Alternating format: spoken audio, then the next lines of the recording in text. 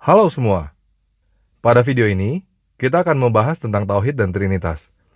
Oleh karena itu, kita belajar bahasa dan matematika sedikit ya. Kita mulai dari satu. Satu, bahasa Inggrisnya adalah one, bahasa Arabnya adalah wahid. Setuju ya?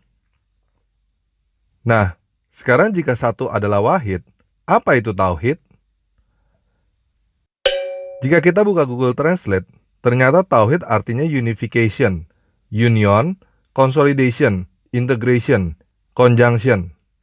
Jadi kita bisa melihat bahwa tidak ada kata one di sini. Tauhid artinya bukan one. Apa itu unification? Unification artinya adalah penyatuan, penggabungan, perpaduan, pemersatuan. Jadi, unification artinya bukan satu, tetapi penyatuan. Apa artinya penyatuan? Menurut KBBI, penyatuan artinya proses, cara, perbuatan menyatukan. Jadi tauhid artinya penyatuan, bukan satu. Tauhid artinya banyak. Banyak yang dijadikan satu, penyatuan. Apa buktinya tauhid artinya unification atau penyatuan? Kita bisa lihat di halaman ini tertulis Harakat Al-Tauhid Al-Islami. Di situ jelas artinya adalah Islamic Unification Movement. Kita juga bisa lihat di halaman ini tertulis Al-Tauhid Al-Arabi. Di situ jelas artinya adalah Arab Unification Party. Jadi sekali lagi, tauhid artinya adalah penyatuan, bukan satu. Cukup jelas ya?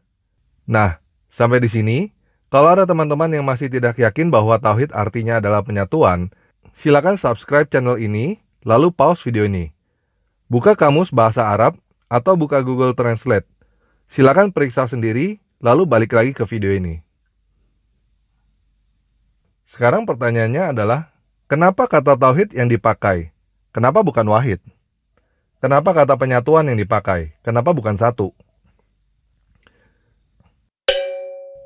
Di dalam Wikipedia dijelaskan bahwa Asmaul Husna secara harafiah adalah nama-nama, sebutan, gelar Allah yang baik dan agung sesuai dengan sifat-sifatnya. Nama-nama Allah yang agung dan mulia itu merupakan suatu kesatuan yang menyatu dalam kebesaran dan kehebatan milik Allah. Dikatakan di sini bahwa ada yang menyebutnya 99 nama sampai 4000 nama. Pada video ini kita ikut yang umum aja ya, 99 nama. Jadi 99 nama itu merupakan suatu kesatuan yang menyatu di dalam kebesaran dan kehebatan milik Allah. Nah, ini sebabnya disebut tauhid, bukan wahid. Ini sebabnya disebut penyatuan, bukan satu.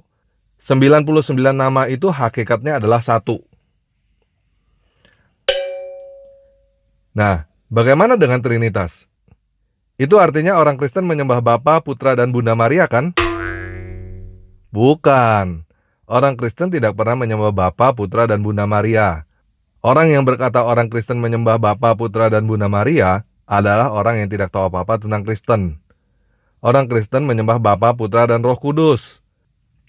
Dan dari Wikipedia kita bisa melihat bahwa Tertullianus menjelaskan Bapa, Putra, dan Roh Kudus adalah satu dalam esensi, bukan satu dalam pribadi. Apa itu esensi? Menurut KBBI, esensi artinya hakikat, inti, hal yang pokok. Apa itu pribadi? Menurut KBBI, pribadi artinya keadaan manusia sebagai perorangan, keseluruhan sifat-sifat yang merupakan watak orang. Sederhananya Trinitas artinya begini. Bapa, Putra, dan Roh Kudus yang kamu kira ada 3 itu, esensinya, hakikatnya, intinya adalah satu. Jadi apakah Trinitas artinya penyatuan juga? Apakah Trinitas artinya tauhid juga? Ya, Trinitas artinya tauhid dari yang 3.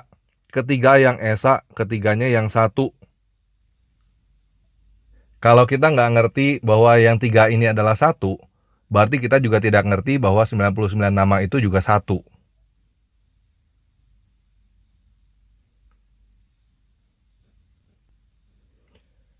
Tapi kan Yesus adalah manusia. Bagaimana mungkin manusia menjadi Tuhan? Ya, Yesus adalah manusia, tetapi dia bukan manusia yang menjadi Tuhan. Yesus adalah Tuhan yang turun ke dunia sebagai manusia. Bagaimana mungkin Tuhan yang Maha Kuasa turun ke dunia sebagai manusia? Justru jika Tuhan tidak mungkin turun ke dunia, berarti Dia tidak Maha Kuasa. Bagaimana Tuhan mengaku bahwa Dia yang menciptakan dunia, kalau turun ke dunia aja Dia tidak mampu? Apakah Yesus pernah mengaku bahwa Dia adalah Tuhan? Ya, di dalam Yohanes 8 ayat 12, Yesus mengaku bahwa Dia adalah terang. Dia adalah Ar-Nur. Di dalam Yohanes 14 ayat 6, Yesus mengaku bahwa Dia adalah jalan, kebenaran, dan hidup. Al-Rashid, Al-Haq, Al-Hay. Di dalam Yohanes 11 ayat 25, Yesus mengaku bahwa Dia adalah yang menghidupkan dan mengembalikan hidup. Al-Muhyi, Al-Mu'id.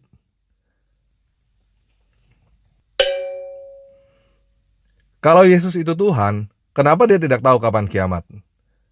Yesus tidak pernah berkata bahwa Dia tidak tahu kapan kiamat.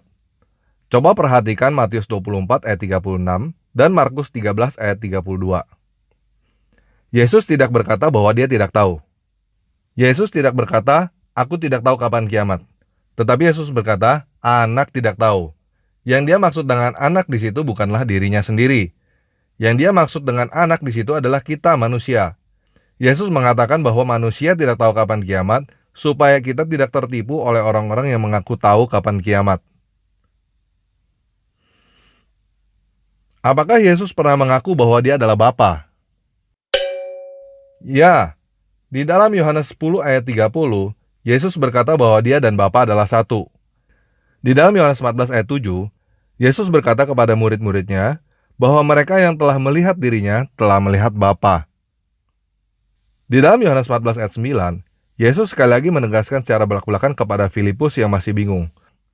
"Telah sekian lama aku bersama-sama kamu, Filipus, namun kamu tidak mengenal aku? Barang siapa telah melihat aku, ia telah melihat Bapa.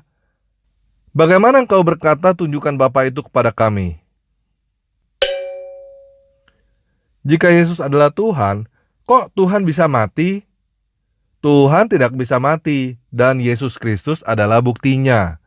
Yesus Kristus sudah dibunuh dengan cara disalibkan, namun 3 hari kemudian Dia bangkit dari kematian. Ini adalah bukti Tuhan tidak bisa mati. Tuhan tidak bisa mati walaupun dibunuh, dan Yesus adalah buktinya. Lalu untuk apa Tuhan yang Maha Kuasa turun ke dunia menjadi manusia? Nah, ini pertanyaan yang bagus. Untuk apa Tuhan turun ke dunia? Alkitab bahkan mencatat bahwa Yesus membasuh kaki murid-muridnya. Bayangkan Tuhan pencipta langit dan bumi membasuh kaki manusia. Untuk apa? Jangankan Tuhan membasuh kaki manusia, guru membasuh kaki muridnya juga tidak masuk akal.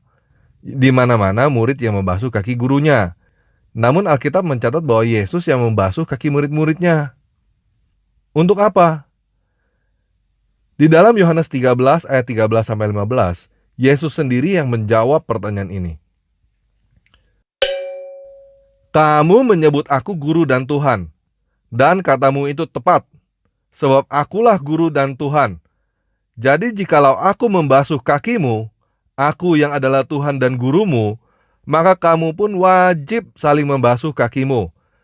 Sebab aku telah memberikan suatu teladan kepadamu, supaya kamu juga berbuat sama seperti yang telah kuperbuat kepadamu." Sekian video kali ini. Yesus Kristus penguasa kita memberkati.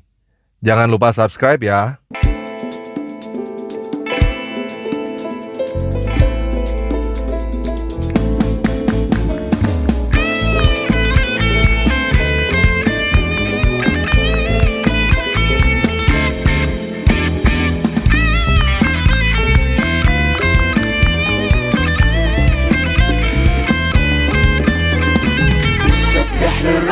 يعلى وتعلى معاه الفرحة، قلبي هيغني للقدير، بإيمان يشوف الخير في ظروفي حتى الصعبة. غني يا نفسي للقدير، أعلن إيماني، شايف إلهي للسلطان للسلطان، ومن أمالي ينقل جبالي بالإيمان بالإيمان. أنا أفرح وأجري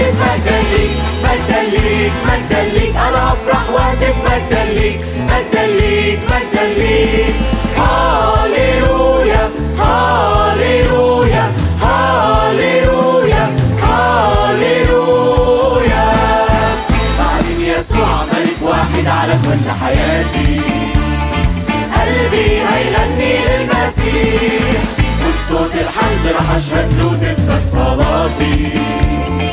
غني يا نفسي للمسيح، عمري وحياتي كل أهدافي للمسيح للمسيح.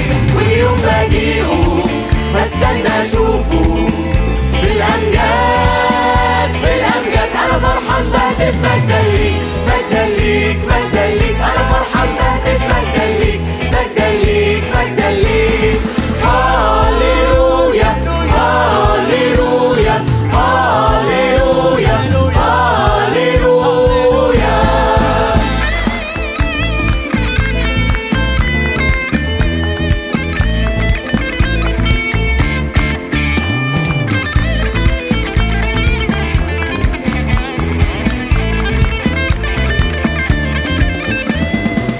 أنا فرحان بهتف مجدا ليك مجدا ليك مجدا ليك. أنا فرحان بهتف مجدا ليك مجدا ليك مجدا ليك.